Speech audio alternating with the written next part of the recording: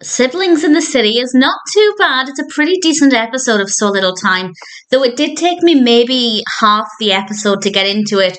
But once I started enjoying it, I really liked it. This is the second episode, and it's directed by Richard Correll, and there will be some spoilers from now as I talk about what happens. I won't go through everything that happens, but I'll talk about the general plot and share some thoughts. So this is all about an upcoming dance, and everybody is trying to get a date. That's both Chloe and Riley and their parents.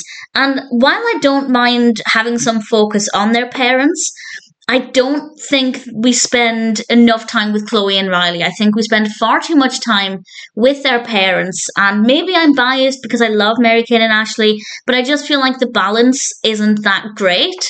And what's interesting is that even with my older age, I still prefer Mary-Kate and Ashley in this. Whereas, just as a quick aside, I recently rewatched and reviewed Two of a Kind, and I feel like I actually enjoyed the scenes with Kevin and Carey more, I guess because I'm now older, but that's not the case with So Little Time so far. I think the scenes with Mary-Kate and Ashley, or Chloe and Riley, are significantly more interesting, and I don't think the balance is great.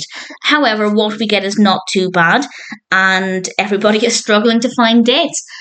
Larry wants to go with Riley, and I was really surprised by how that played out. I actually thought they'd end up going together, and it really seemed, and as I said, these are spoilers, it seemed like that's where it was heading. And then Larry kind of ruined it by talking too much, so I do like the way that went, because I feel like I have no idea what happens with the character of Larry going forward, but I feel like Larry getting a date with Riley this early on in the show would potentially ruin what that character can bring to it. So I'm pleased with the decision, even though it's not what I expected.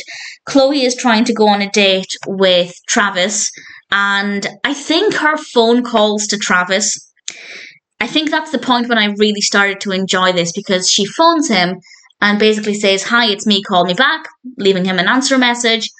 And I feel like as a viewer, we're one step ahead of Chloe. I don't know if that's really obvious, but I feel like it was obvious that he wouldn't know who me is.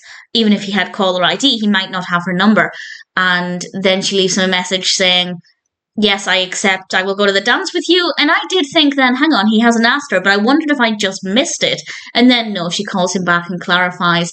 And ultimately what happens there is he answers the phone and tells her to stop calling, which would be so embarrassing. That would be so awkward. But for me as a viewer, very entertaining. And I kind of like the fact that at the end of the episode, they didn't have dates, but they still went to the dance.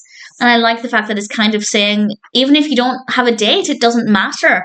You don't need a date to go to a dance and have a good time. And I liked that message. So there are some quite good things about this. As I said, I don't think the balance between focusing on their parents and focusing on Chloe and Riley is great. I don't know if this is the case throughout the entire show. I will, of course, find out in due course. But the scenes with Chloe and Riley I did love. And that's not to say I don't like the parents. I just don't think the balance is great. But that aside, once I started enjoying it, I thought Siblings in the City was not a bad episode.